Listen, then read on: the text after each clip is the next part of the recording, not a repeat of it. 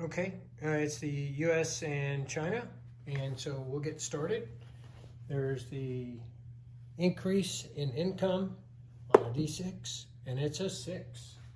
So that'll take them to 24. And the nice thing about 24, so in addition to Lend Leasing, I could declare war on Japan. I could do that at any point. But I'm not gonna at this moment. I am also going to be able to move my ships away from the East Coast, which I've already started kind of positioning them for. And I can do research, which is important. So I'm prepared for that. I've marked 4 different colors. They're marked over on my tracker. So I've got red for defense and depth, green, wartime income, a white for improved construction, and purple for improved logistics. So we'll go with that. Okay, so purple is improved logistics. That is a success for the United States. Next one up is white, and it's a 10. That's improved construction. Again, success. Green was 6, wartime economy. That's a miss. And red is defense in depth for the U.S. Again, success. So not too bad, 3 out of 4. So I'll move those off.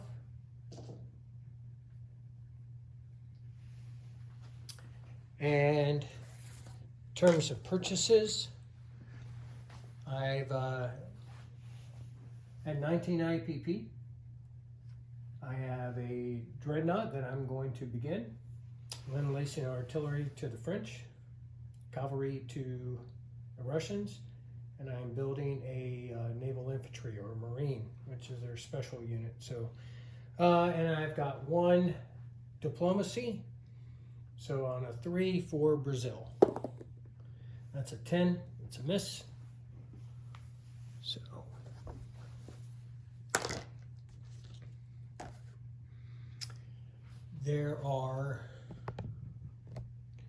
there's a TBD and a cruiser and Alpha 40.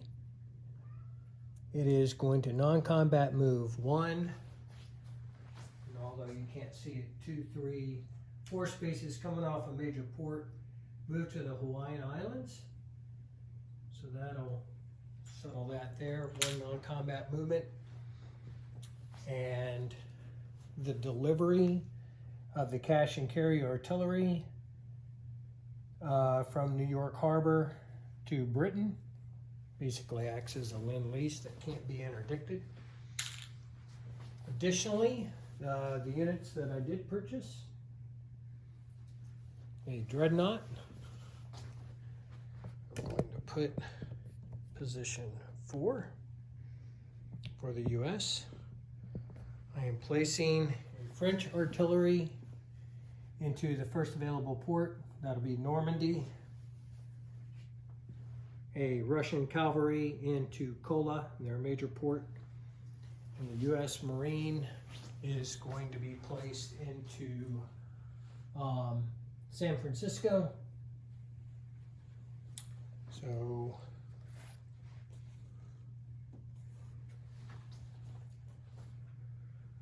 and just one clarification, even though there are countries in trade status with the U.S. on the diplomacy chart, they cannot collect for that. So the U.S. is at 24, and they will collect 24 IPP.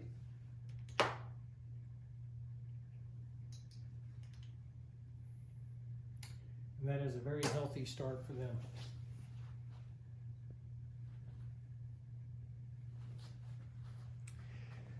For Mexico, I have the 4 infantry and a cavalry out of western Mexico attacking Mexico City. They are attacking into a city, or and it is mountainous. So the infantry at 1, cavalry at a 2.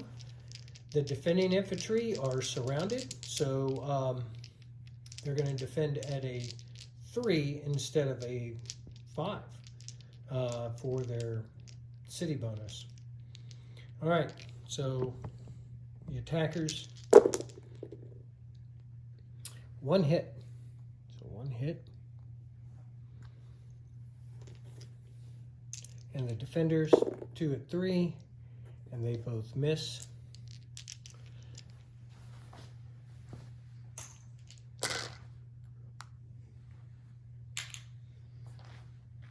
I have 1, 2, 3, 4, 5 territories, rolling recruitment, and it rolls around, but it's still an 8, so it's no good.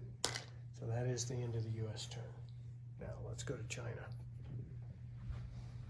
So here we are. Okay. China has 3 IPP, purchasing and infantry. We're going to start with random events.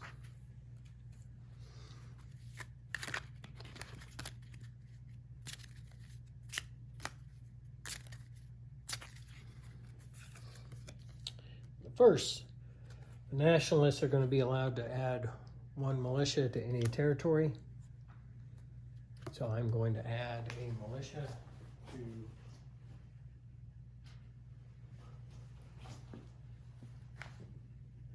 Nanking, their capital. Second card. Zili is going to add a cavalry to any territory. So Zili is green.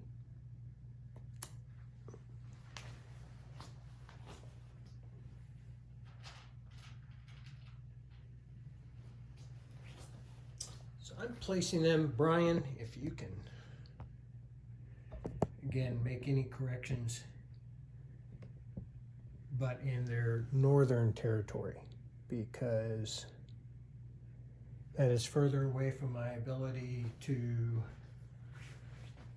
influence them, which you may appreciate. And the last is Ennui, and that is a mountain infantry in any territory. There is a mountain terrain up in the north.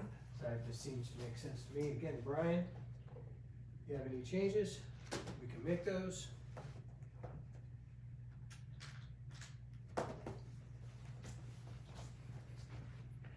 But for the Ennui, I was going to place him in Suyan, which is to the northwest of the city. That's where I placed him. All right, so that was the end of that. D12 to align. So the alignment would be towards the Shantung region, where there's 2 infantry and a militia. I'm going to roll that a little closer. And that is no good. And the recruitment will come later. So let's start with the attack. So the infantry, the artillery, that's 2 infantry and artillery coming out of the south, 1 militia, cavalry, and 2 infantry coming out of the north going against Yunnan. Start with the artillery. 1 round only. So artillery hits, so that'll be his militia.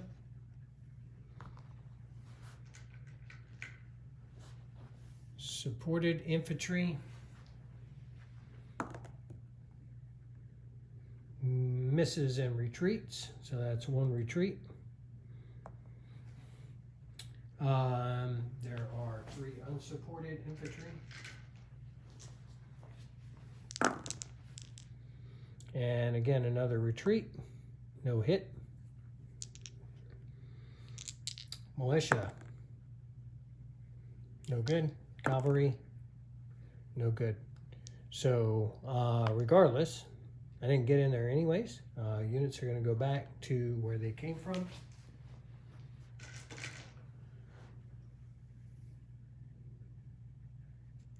Taking off my attack arrows. And then his defending infantry is a miss.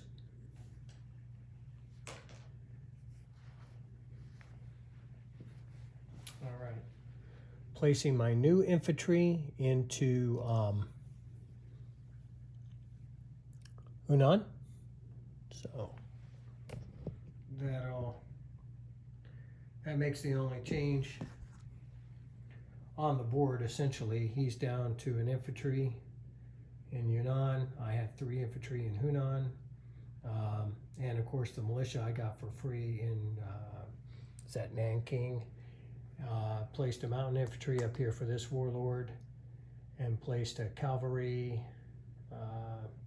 in this northern green warlord right here. Okay. That is the end of Chinese turn. Recruitment for the Chinese. And they roll 8, so it's no good, and I know I wasn't focused, but that's all right, because it was a miss. Collect 3 IPP, and then next will be random events to end the winter, or the random events will be for the spring of 1915. First random event in the West. Should be some fun ones here. A 5, so 5. So on to Tsargrad. Oh, this is a fun one. So Russia and Austria each roll a d6. Okay. And the highest has to choose one of the following. So let's just roll, and then we'll figure out who's going to choose what. Because Russia and Austria. We'll start over. Because I didn't even tell you who they were. Now, if I backed up the camera, I'd know what I rolled, but I don't know who I rolled for. So Russia and Austria. Okay, Russia wins the roll. Clearly, they got a 6. So they can either choose for Tsargrad, they can accept Greek entry into the war if promised Constantinople. Greece will be aligned to Britain, and if the Allies capture Constantinople, it becomes Russian. Or Greek waffling, the first major power to enter one of the mainland Greek territories, aligns Greece. No combat necessary. So that is Russia's choice. I'm fairly certain I know what he's going to pick, but I will text it to him, and then we can discuss it in the in WhatsApp, and he can let everybody know which one he picked.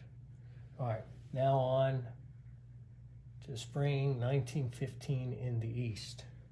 So let's roll the spring die. All right, it's a 1. Emergency loan to the Western Allies. The U.S. may lend lease even if it's not achieved a peacetime income of 15. So I've actually already achieved that. However, the second part to the random event is I get 1 stage in improved construction technology, which I'll take. So